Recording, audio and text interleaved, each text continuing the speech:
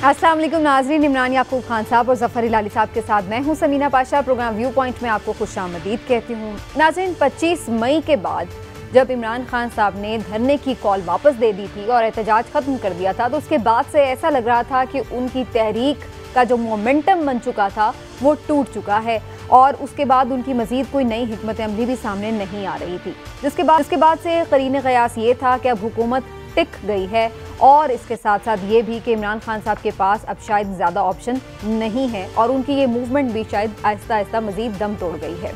लेकिन क्या वाकई ऐसा हुआ? हमने देखा कि आज इमरान खान साहब ने महंगाई के हवाले से एहतजाज करने के लिए लोगों को एक बार फिर सड़कों पर आने की कॉल दी और आज फिर हमने देखा कि मुल्क के बड़े छोटे शहरों में मुख्तलिफ मकामात पर बड़ी तादाद में लोग एक दफ़ा फिर से सड़कों पर निकल आए हैं।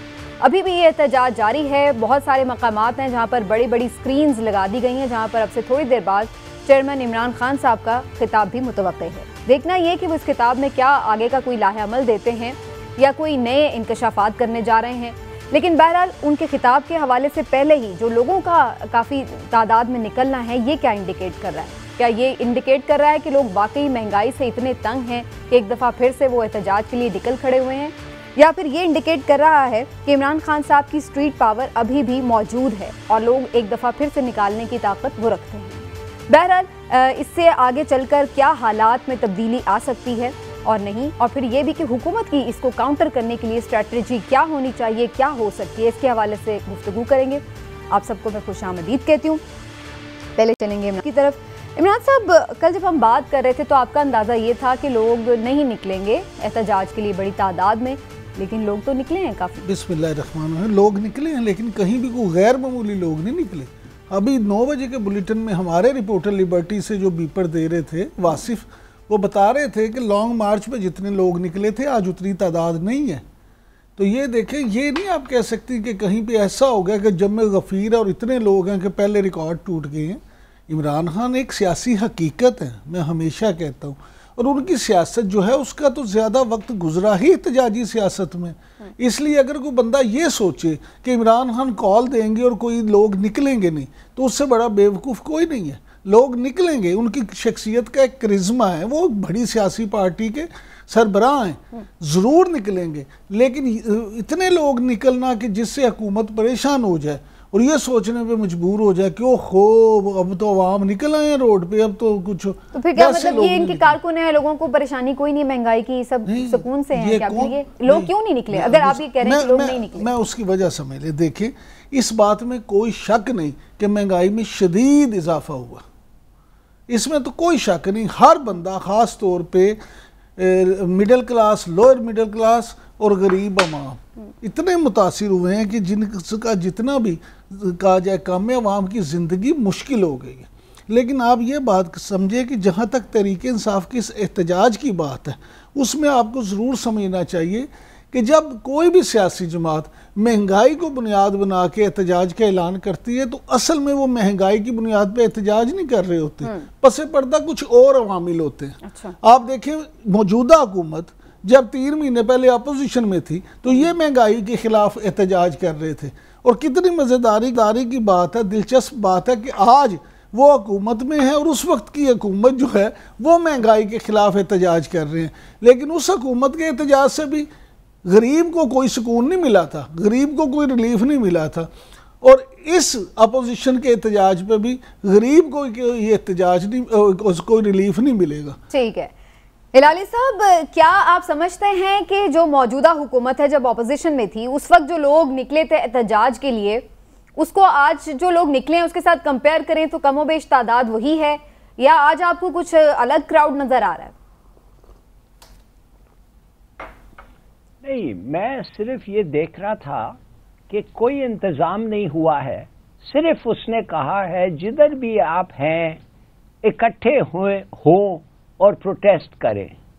तो अगर आप देख रहे हैं 5-5, 10-10 हज़ार के ग्रुपिंग्स, या किसी कैमरामैन को कहें कि घुमाएं कैमरा और थोड़ा सा दिखाएं तो सही कितने लोग किधर आए हैं, तो मेरे ख्याल में आप देखेंगे कि इनकरेजिंग रिस्पॉन्स है इमरान खान का।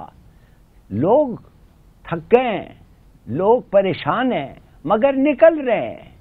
उनको पता है कि फिर इमीडिएटली कुछ नहीं होने वाला है, बल्कि उनको कहा जाता है कि जुलाई में एक्चुअल महंगाई का जो उरूज है वो निकलेगा जुलाई में।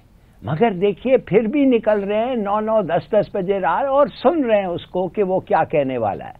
मगर देखिए अफसोस से ये कहना पड़ता है समीना, मैं ये जानना चाहता हूँ कि यार ये आखिर हमारे अवाम को ये टाल देना कि नो कॉन्फिडेंट मोशन सक्सेसफुल हो गया है, ये तो अब नहीं चलेगा।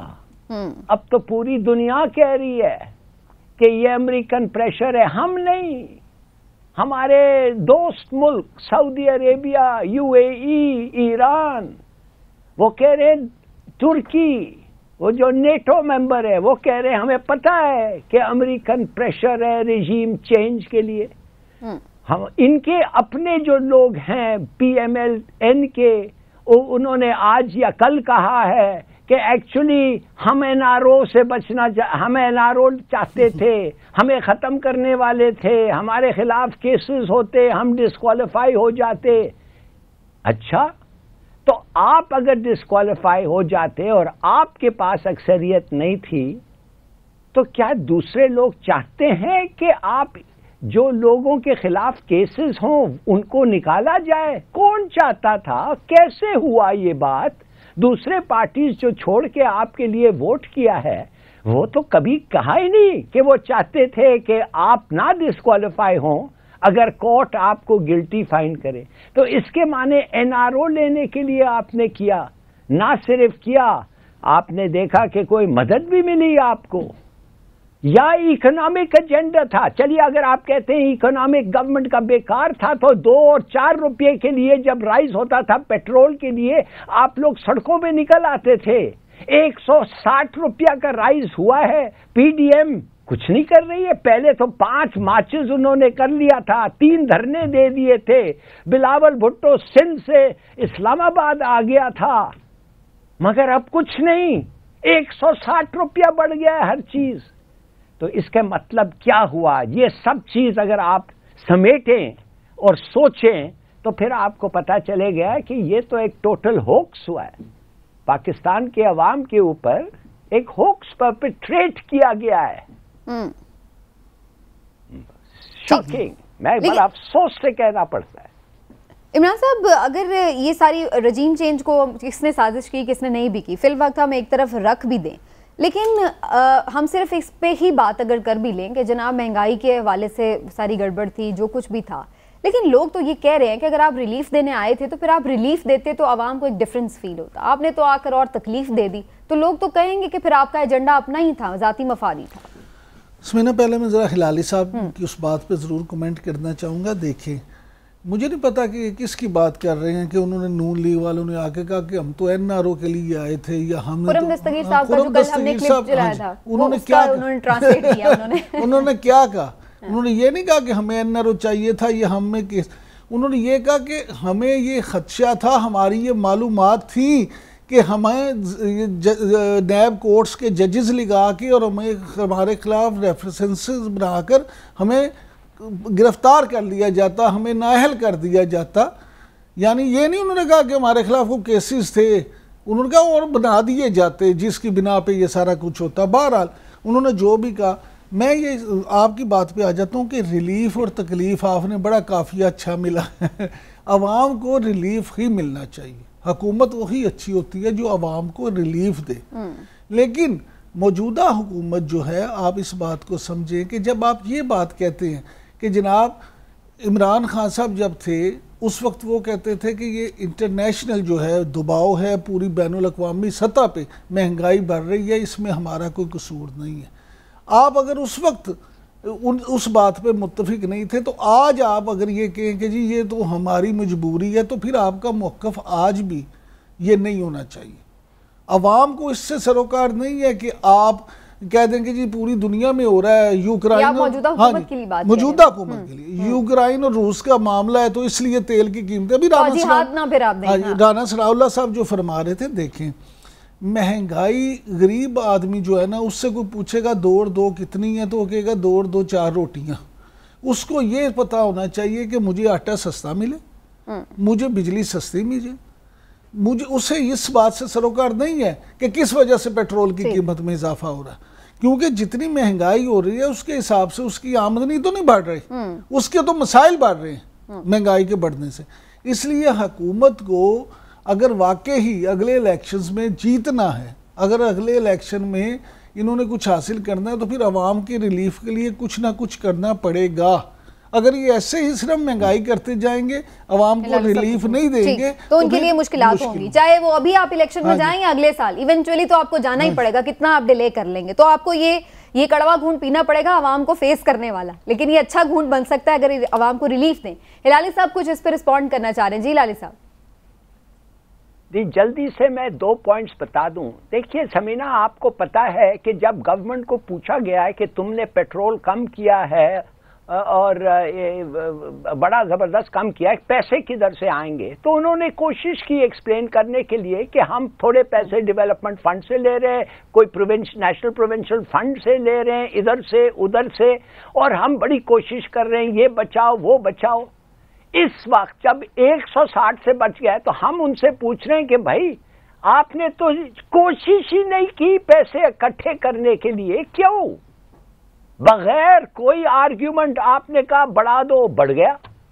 इसके माने आपके पास प्लान नहीं था उसकी। समीना, मैं आपसे पूछना चाहता हूं, फाइनली मेरा पॉइंट ये है कि एक जगह जो ड्रोन्स नहीं हुए, ब्लास्ट नहीं हुए, लोड शेडिंग कम थी, रिकॉर्ड एग्रीकल्चर क्रॉप्स और इंडस्ट्रियल ये था, मूडी का जो इंडेक्स है पॉजिटिव था, फाटेफ के लिस्ट से हम निकल आ रहे थे, कर्जे हम वापस कर रहे थे, पेट्रोल गैस और इलेक्ट्रिसिटी के जो पैसे थे इन कंट्रोल थे, IMF सितंबर में निकल रहा, दफा हो रहा था हमारे जिंदगी से। अच्छा, ये सब चीजें जो थे बुरे थे, और 2 महीने में हमारा सिचुएशन देखे और फिर कहते हैं ये इकोनॉमिक एजेंडा इनका ठीक नहीं था। वैसे हिलाली साहब आपकी ज्यादातर बातों से मैं मुत्तफिक हूँ, लेकिन कर्जे जो आप कह रहे हैं कि हम वापस कर रहे थे, वो तो हम और लेके ही वापस कर रहे थे, और IMF के पास तो अभी इनकी अपनी डीलिंग चल रही थी मजीद एक पैकेज की। IMF मिल रहे थे ना वापस करने के लिए, मिल रहे थे समीना, अब तो आपको वो भी नहीं मिलेंगे। अब तो मिल ही नहीं रही, ये बात तो सही है। LC आपको जाके खोले, आपको वो कहते हैं सब पैसे इन एडवांस दो, और कुछ कहते हैं 105% दो।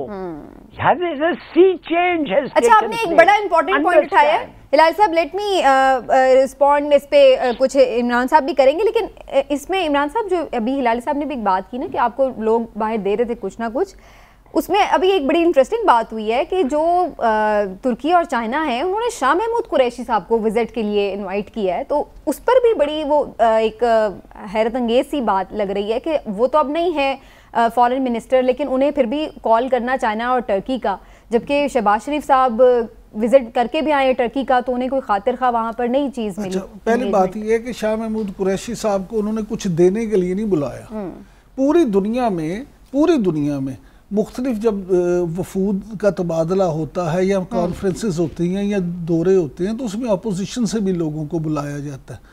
ये हमारे यहाँ शायद कोई तासुर है कि सिर्फ हुकूमती लोगों को बुलाया जाता है, इसलिए चाइना और तुर्की ने अगर शाह महमूद कुरैशी साहब को बुलाया तो उसकी वजह ये नहीं है कि वो बहुत उनकी कारकर्दगी से खुश हैं या वो यहाँ पे शाह महमूद कुरैशी साहब को इनकलाबी तब्दीलियाँ ले आए थे कि उन्होंने उनको बुलाया। वो एक SOPs हैं, सेट SOPs, जिनके तहत जहाँ अपोजिशन वाले लोगों को बुलाया जाता है उसमें बुलाया गया। पहली बात। दूसरी बात, ये जो हिलाली साहब फरमा रहे थे, आपने भी उसमें बताया, देखिए आपने किया क्या, कहाँ सितंबर में आप IMF से फ़ायदा उठा रहे थे? IMF को तो आपने नाराज़ कर लिया था, कहाँ वो जा रही थी? आपने तो उनके साथ मुआहदा जो था उस पर ही अमल दरामद रोक दिया था। IMF को तो गुस्सा इस बात का है कि आपने उनके साथ जो कमिटमेंट पूरी नहीं की, और जो आप ये बात कर रहे हैं कि आपने उधर उधर से बंदोबस्त किया, IMF का तो इतराज़ ही ये है कि इन्होंने हमारे जो मुआहदे थे उसकी खिलाफ वर्जी करते हुए ये किया, लिहाजा IMF को आपसे खुश नहीं थी। आपके मसाइल की वजह एक वो है। दूसरी बात ये है कि ये जो मामला है, आपने जैसे कहा बिल्कुल सही कहा कि कर्जे तो वापस करने के लिए मज़ीद कर्जे लिए जा रहे थे, और जितने कर्जे इमरान खान साहब की हुकूमत में लिए गए उतने तो देखें पाकिस्तान में कभी लिए ही नहीं गए। ये तो इदाद-ओ-शुमार सबके सामने है, स्टेट बैंक के इदाद-ओ-शुमार। लेकिन इमरान साहब, जो इससे पहले आप बात कर रहे थे, इमरान हिलाल साहब, मैं आपका इस पे लेती हूँ कमेंट, लेकिन मैं ये जानना चाह रही हूँ आपसे कि एक ये फील तो आ रही है जो बाकी लोगों से हमारी डीलिंग चल रही है, चाहे IMF हो चाहे दोस्त ममालिक हो, कि थोड़े टाइम की गवर्नमेंट को शायद उस तरह से कोई ट्रस्ट नहीं कर पा रहा है, इस वजह से इस गवर्नमेंट के लिए मुश्किलात और भी ज़्यादा हैं कि इनकी, आपको लग रहा है कि जो मुल्क की इंस्टेबिलिटी है उसकी वजह से जो बाहर के लोग हैं वो इस गवर्नमेंट के साथ उतना ट्रस्ट वाला रिलेशनशिप नहीं कायम कर पा रहे? समीना, ये कुछ नहीं है। अच्छा। IMF का आज मुआहदा हो जाए, आप देखेंगे पूरी दुनिया का ट्रस्ट आ जाएगा, और कल जो है कल शाम तक शायद आपका ब्रेक थ्रू हो जाए। और मैं आपको एक और बात बताता हूँ, हिलाली साहब आप भी नोट कर लेंगे मेरी बात, हम अगले हफ्ते इंशाल्लाह प्रोग्राम में डिस्कस करेंगे। हमारे वाकफा निहाल ने एक जो खबर दी है, खबर ले लें हिलाली साहब, बहुत बड़ी खबर है। वज़ीर आला पंजाब हमजा शहबाज पंजाब के अवाम को बहुत जल्द एक ऐसा रिलीफ देने जा रहे हैं जैसा पाकिस्तान की हिस्ट्री में कभी नहीं हुआ।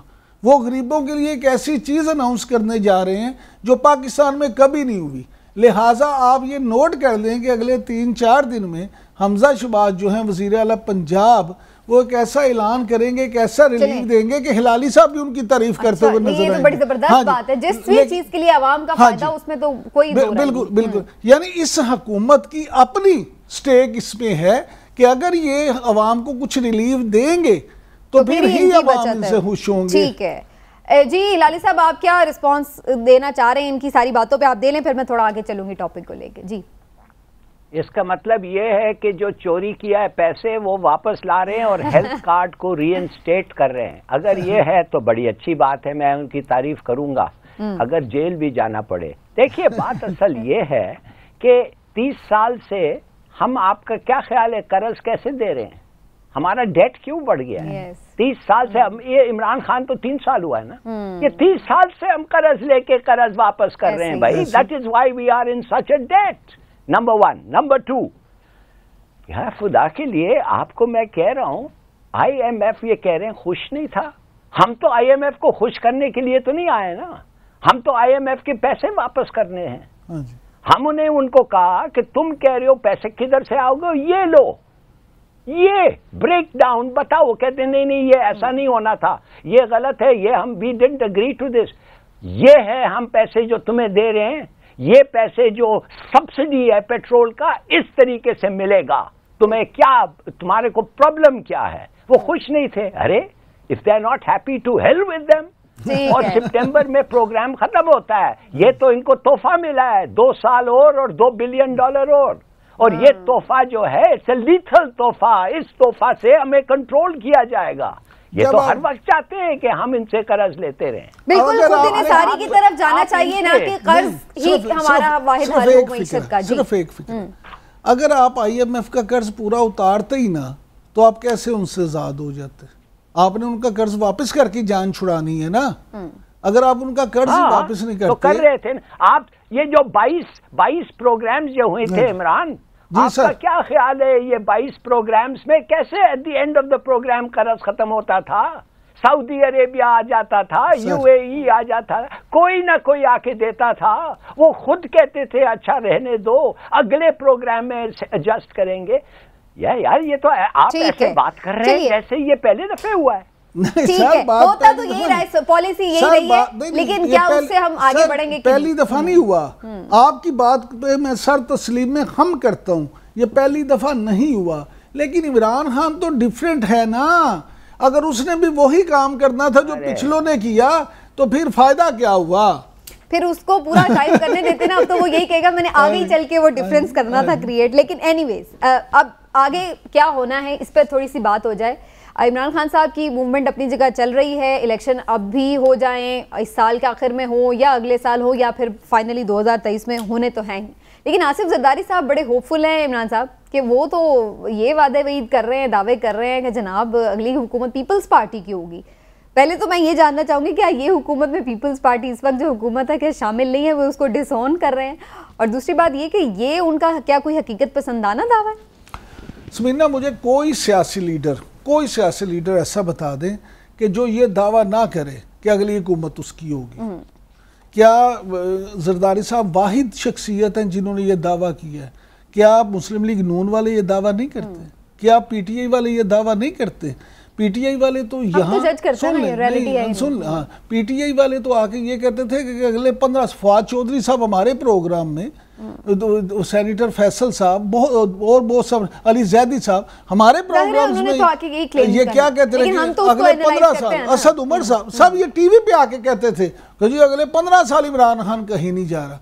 ये सब सियासी लोग कहते हैं, ये सियासी स्टंट होते हैं, सियासी नार। हकीकत ये है कि देखिए, मैं बार बार आपसे कहता हूँ, इस्लामाबाद में इक़्तिदार का रास्ता लाहौर से होके जाता है।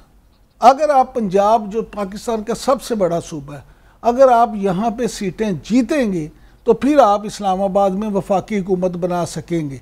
और माफ़ी के साथ, बड़े अदब के साथ, पाकिस्तान पीपल्स पार्टी इस वक्त पंजाब में उसकी हैसियत ऐसी है कि वो कोई, मेरा नहीं ख्याल पंजाब में वो ज्यादा पंजाब में ज्यादा हो सकता है, वो समझते होंगे पिंडी से होकर जाता है, इसलिए वो उस बुनियाद पे कहते हों जरदारी साहब। किसी भी बुनियाद पे कहते हो, लेकिन सीटें जो है ना पंजाब में जीतेंगे तो वफाकी हुकूमत बनाएंगे। जी लाली साहब, योर टेक। हाँ, मैं बेसिकली मैं इमरान के साथ इस पे मैं कुछ एग्रीमेंट करता हूँ। Thank you sir. Asif Ali Zardari साहब जो हैं, उनसे ये पूछना चाहिए कि आप तो अपने दारो खिलाफा कराची में एक बड़े इलेक्शन में आपने तो हिस्सा ही नहीं लिया। आपने इसलिए हिस्सा नहीं लिया कि आपकी बड़ी पिटाई होती, इसलिए आपने हिस्सा नहीं लिया। तो आप अजीब से आदमी हैं। आप समझते हैं कि किसकी बात करें सर? NA 240 की, उसमें तो लिया पीपल्स पार्टी ने, 5000 वोट भी मिले उनको। नो, अच्छा, I beg your pardon, there is one election जो इन्होंने बॉयकॉट किया। नहीं बॉयकॉट किया किसी को। अच्छा, ओके, सॉरी, 5000 वोट्स उन्होंने लिया, तो नंबर 3 पार्टी या 4 पार्टी हुए, ठीक है कि नहीं? नंबर 3 पार्टी, पहला तो MQM था, दूसरा TLP था, तीसरा ये थे या चौथा ये थे? शायद तीसरा। आपको सूखी रोटी मिलती है सिंध में और आप बिरयानी खाना चाहते हैं in terms of vote in the Punjab. क्यों? ठीक है, कैसे मिलेगा आपको? कैसे मिलेगा? बड़ा अच्छा सवाल है आपका हिलाली साहब। और फैसल करीम कुंडी साहब हमारे साथ मौजूद हैं इस वक्त, पाकिस्तान पीपल्स पार्टी के सीनियर रहनुमा। तो उनसे जानने की कोशिश करते हैं कि कैसे मिलेगा पंजाब आपको। कुंडी साहब, बहुत शुक्रिया आपके वक्त का। कुंडी साहब, चूंकि अब ये बात हो रही है थोड़ी सवाल से, तो पहले इसी पे आपका कमेंट ले लूँ मैं। जरदारी साहब बड़े होपफुल हैं कि आप लोग अगली गवर्नमेंट बनाएंगे, तो वैसे आप इस गवर्नमेंट में भी तो शामिल हैं, फिर वो इस गवर्नमेंट को ओन नहीं करते हैं क्या आप लोग? बिस्मिल्लाहिर्रहमानिर्रहीम, बिल्कुल हम इस गवर्नमेंट को ओन करते हैं। हम इत्तेहादी जो है उनमें उनकी हुकूमत है। हम सेकंड लार्जेस्ट पार्टी हैं कौमी असम्बली में, और हमने हमारे वोटों से और तमाम इत्तेहादी जमातों के वोटों से वज़ीर आज़म बने हैं। आसिफ अली जरदारी साहब, प्रेसिडेंट साहब के जो कल की स्टेटमेंट थी, उसके हवाले से यह था कि अगर हमें हुकूमत मिली और हम हमारी पार्टी का वज़ीर आज़म आया, उस हवाले से उन्होंने ये बात की है कि जब अगले साल इलेक्शन होंगे, हम प्राइम मिनिस्टर बनेंगे, तो उसके बाद हम ये चीजें कर सकते, जो उन्होंने वादे की। अभी बिल्कुल हम इस हुकूमत में हैं, हम हुकूमत के प्राइम मिनिस्टर को बैठकर मशावरत, लेकिन अब जब प्राइम मिनिस्टर आपका होगा, राइट। लेकिन गुंडी साहब, ये तो बड़े इंपॉर्टेंट है ना कि पंजाब की इतनी ज्यादा सीटें हैं नेशनल असेंबली में, अगर पंजाब में आप लोग मेजॉरिटी ऑफ सीट्स नहीं ले पाएंगे तो जाहिर है उसके लिए अक्सरियत ओवरऑल भी हासिल करना मुश्किल होता है उस पार्टी के लिए। तो आप समझते हैं कि पंजाब में से आप कितनी सीटें ले लेंगे अगले इलेक्शन में? देखिए, मैं आपको नंबर नहीं बता सका इस वक्त, ना मेरे पास कोई ऐसी जादू की छड़ी है या ना मैं ऐसे कोई वो हूँ कि मैं आपको बताऊँ कितनी सीटें मैं लेके जा सकता हूँ। लेकिन हमारी भरपूर कोशिश होगी कि हम ज्यादा से ज्यादा सीटें पंजाब से लेकर जाएं, बाकी सूबों से लेकर आए, ताकि हम इस पोजीशन में हों कि हम अगली हुकूमत बना सकें। तो क्या इंतखाबी इत्तेहाद में नहीं बदलने का इरादा, ये जो आपका PDM का इत्तेहाद है, अगर आप एडजस्टमेंट करेंगे कोई सीट एडजस्टमेंट, तो फिर उसमें तो फिर जाहिर है PMLN को भी शराकत करनी पड़ेगी ना आपकी हुकूमत में, या फिर सोलो फ्लाइट होगी? देखिए, पहले आपकी इतला के लिए अर्ज है कि हम PDM का हिस्सा नहीं है, हम अपोजिशन जमातों का हिस्सा हैं। हम PDM से बाहर हो गए थे। चलें, अब तो है ना आपकी अलायंस, ठीक है, अलायंस की हुकूमत है। इलेक्शन में बिल्कुल कमिंग इलेक्शन में इत्तेहाद भी होंगे, सीट एडजस्टमेंट भी होंगी, सरबंदियाँ भी होंगी, नई सरबंदियाँ भी होंगी, नए इत्तेहाद भी होंगे। अब देखते हैं कि पाकिस्तान पीपल्स पार्टी कौन सी जमात के साथ सीट एडजस्टमेंट करती है, इत्तेहाद करती है, और फिर क्या पोजीशन बनती है। इलेक्शंस में होते हैं, इत्तेहाद भी होते हैं, सीट एडजस्टमेंट भी होती है और हम बिल्कुल करेंगे। हम इससे कभी भी हमने ये नहीं कहा कि हम सीट एडजस्टमेंट नहीं करेंगे या हम जो है इत्तेहाद किसी जमात से नहीं करेंगे। ठीक है फैसल करीम कुंडी साहब, कुंडी साहब ये फरमाइएगा साहब, आपसे अगर मैं एक जी लाली साहब कर आपको पूछूं, पता नहीं कितने सालों से आप फेडरेशन के हेड रहे हैं, पीपीपी, कितने प्राइम मिनिस्टर्स आपके रहे हैं, प्रेसिडेंट्स रहे हैं, और साथ साथ कितने साल आप प्रोविंस ऑफ सिंध में ये रूल कर रहे हैं। मुझे आपसे पूछना है कि कराची में आपका क्या बात क्या है आपके और कराची के बारे में। कराची में आपका तो ऑलमोस्ट जीरो प्रेजेंस है, वो लियारी व्यारी भी अब खत्म ही हो गया है।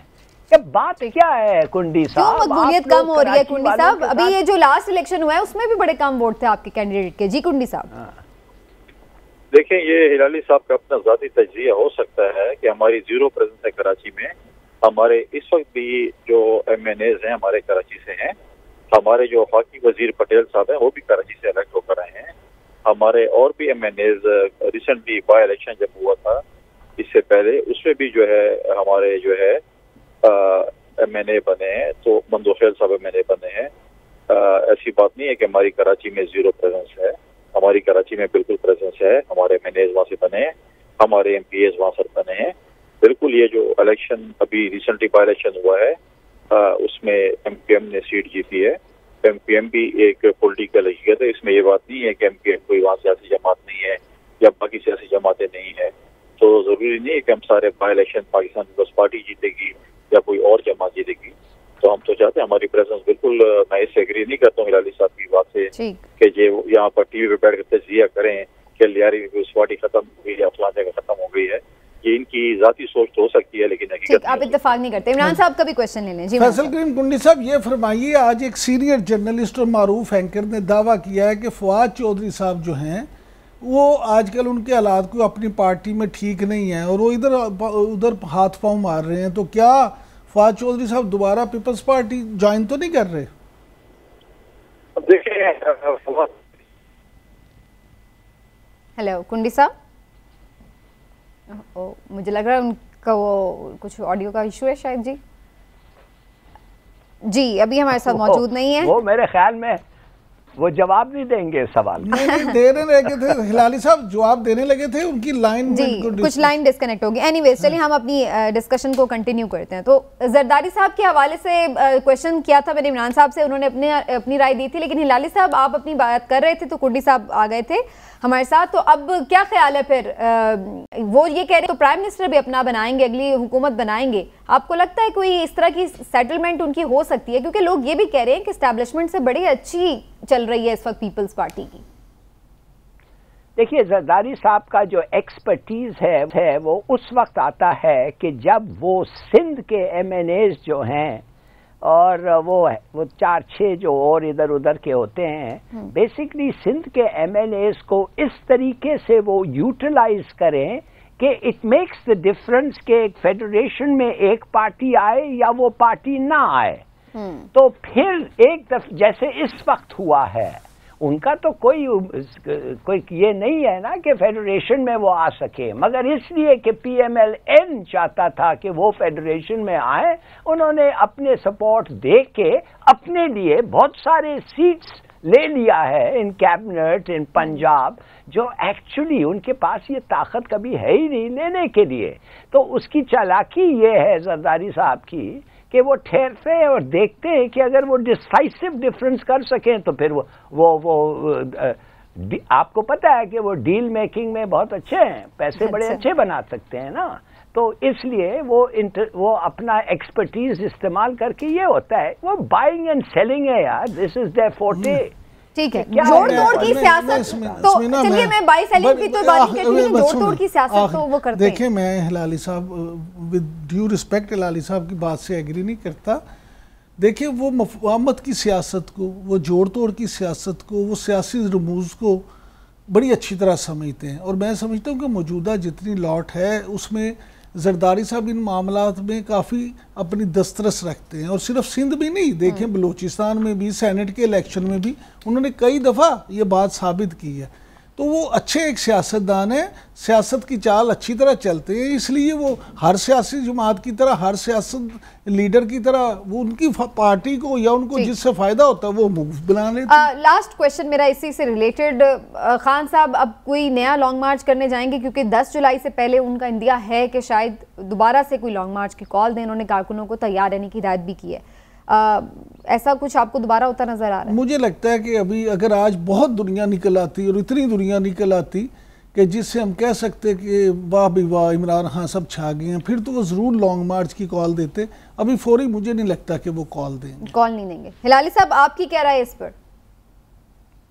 यस आई एग्री कि ये कॉल अभी शायद ना दें, इसलिए नहीं जो वो कह रहे हैं कि लोग नहीं निकलेंगे, कि वो देख नहीं रहे हैं कि कॉल देना और अगर भी सक्सेसफुल हो क्या होने वाला है। मेरे ख्याल में जुलाई में जब ये कमर तोड़ प्राइसेस कमर तोड़ देंगे फिर मेरे ख्याल में वक्त आएगा कुछ करने के लिए। ठीक है, चलिए जी एक ब्रेक लेते हैं नाज़रीन, ब्रेक से वापस आ कुछ बात करेंगे चेयरमैन नैब की तकर्रुरी के हवाले से भी, क्या डेडलॉक है ऑपोजिशन लीडर और वज़ीर आज़म में, इस पर बात होगी एक ब्रेक के बाद। हमारे साथ रहिए।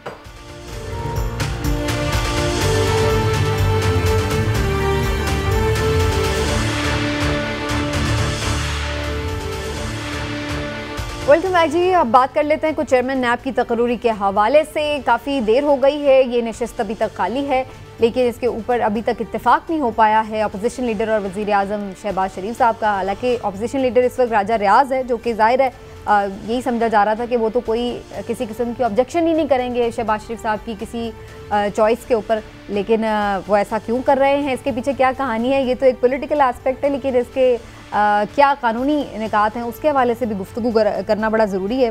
और आज इस सेगमेंट में ख़ास तौर पर हमें ज्वाइन कर रहे हैं माहिर कानून जनाब शाह खावर साहब। शाह खावर साहब आपके वक्त का बहुत शुक्रिया, थैंक यू सो मच।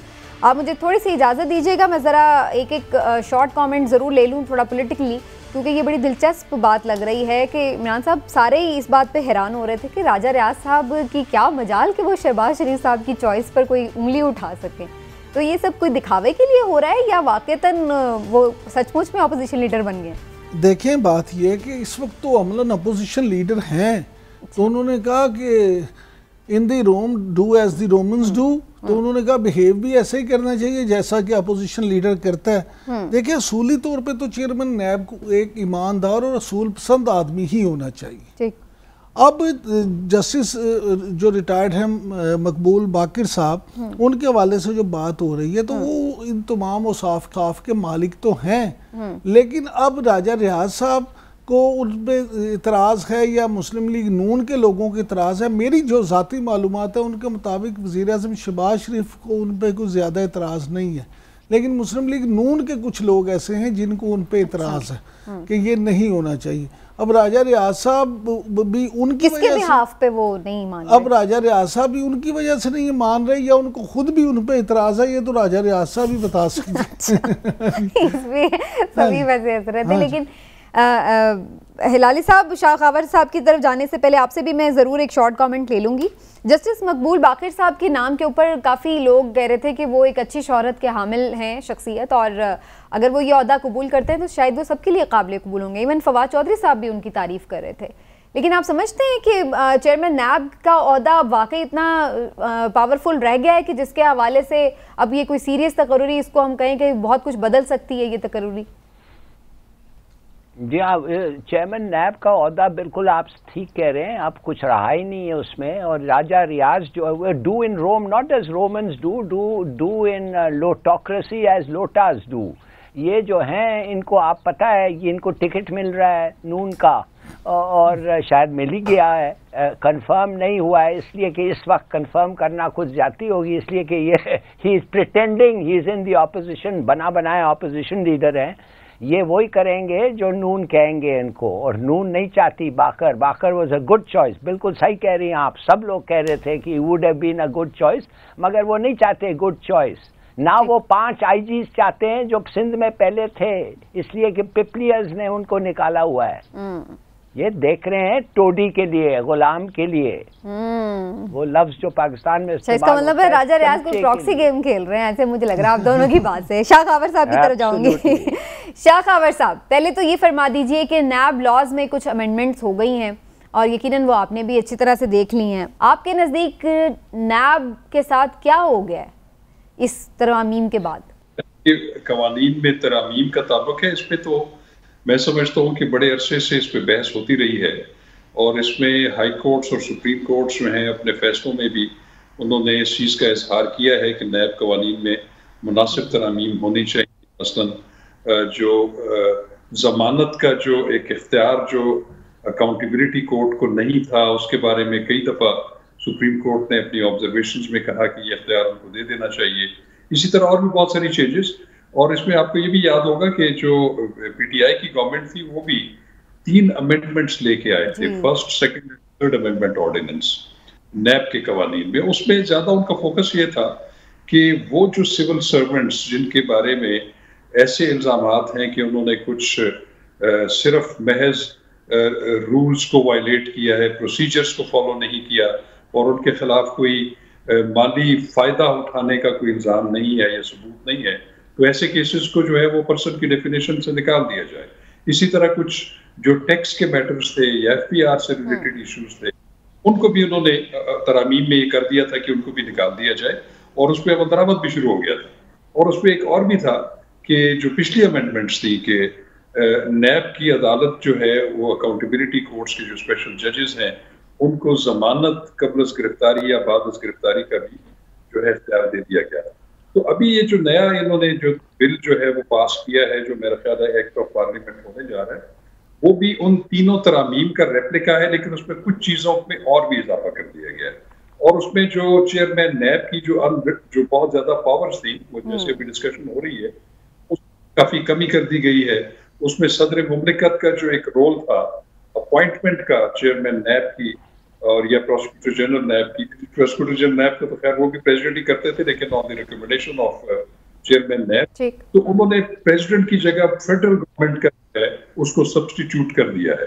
तो नैब के कवानीन में यकीनन तरामीम की जरूरत तो थी, लेकिन इसको इतना कमजोर भी ना बना दिया जाए कि ये एक सिंबॉलिक सा एक इदारा रह जाए और उसको सिर्फ। और दूसरी चीज एक मैं आपको ये भी बताऊं कि अभी जैसे डिस्कशन हो रही है कि किस पे इत्तेफाक होगा, और जो राजा रियाज साहब जो इसमें अपोजिशन लीडर हैं वो इसमें किस हद तक सीरियसली चीजों को देख रहे हैं, तो वो तो हमें ये भी लग रहा है कि वो तो खैर एक बज़ाहिर एक थोड़ा सा एक दिखाने के लिए कि चेयरमैन नैब की अपॉइंटमेंट के ऊपर वजीर आजम जो लीडर ऑफ द हाउस है और लीडर ऑफ द अपोजिशन में कुछ इख्तलाफ है, और बहरहाल वो बात जो है वो किसी हद तक रिजॉल्व हो जाएगा। तो मैं समझता हूँ कि ये चीजें पहले से तय हैं। और एक चीज मैं बहुत करना चाहूंगा कि ये जो मकबूल बाकिर साहब वाला जो मामला है, मैं खुद चाहूंगा कि इस तरह के स्टेचर वाले जो अशखास हैं जिनका अच्छा रिकॉर्ड है उनको आना चाहिए। लेकिन मैं आपको बताऊं कि इस तरह के इंडिपेंडेंट माइंड रखने वाले या सोच रखने वाले को कभी भी चेयरमैन नैब नहीं बनाएंगे।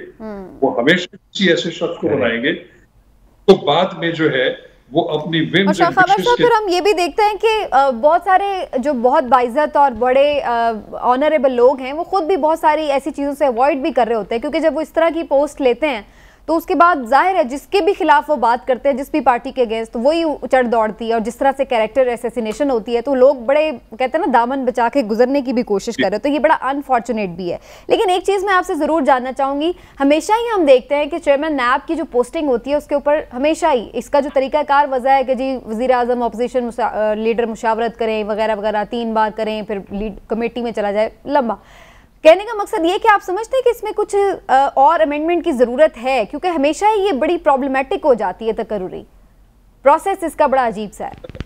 देखिए मैं समझता हूँ कि एक चीज़ जो है वो तो एक मैं समझता हूँ कि इनकरेजिंग है कि एक दफ़ा अगर चेयरमैन नैब अपॉइंट हो जाते हैं और वो वज़ीर आज़म और लीडर ऑफ द अपोजिशन की रिकमेंडेशंस के ऊपर पहले सदर करते थे या फेडरल गवर्नमेंट करेगी, तो उसका कम से कम एक चीज़ है कि नैब के लॉ में उनका जो टेन्योर है उसकी जमानत मौजूद है कि वो 4 साल के लिए चेयरमैन नैब रहेंगे, और जब एक दफा उनकी तकर्री हो गई तो उसको किसी एग्जीक्यूटिव ऑर्डर से उनको रिमूव नहीं किया जा सकेगा, उनको सिर्फ ओहदे से हटाया जाएगा वो तरीकाकार जो है इख्तियार करते हुए जो कि हाई कोर्ट और सुप्रीम कोर्ट के जजेस को हटाने का है, article 209 of constitution of Pakistan, कि उनको सिर्फ सुप्रीम जुडिशियल काउंसिल जो है हटा सकती वो ही उसको, तो मैं समझता हूँ कि ये एक पॉजिटिव एलिमेंट है कि अगर वो दोनों की मुशावरत से अगर बन भी जाते हैं, लेकिन उनको कानूनी उनका रिमूवल इतना आसान नहीं है। ठीक है, थोड़ा मैं आपसे शाह खबर साहब आपकी मौजूदगी का फायदा उठाते हुए थोड़ा गुफ्तगू को आगे बढ़ाऊंगी। एक और आजकल एक लीगल मैटर है जिस पर बड़ी बात हो रही है, वो है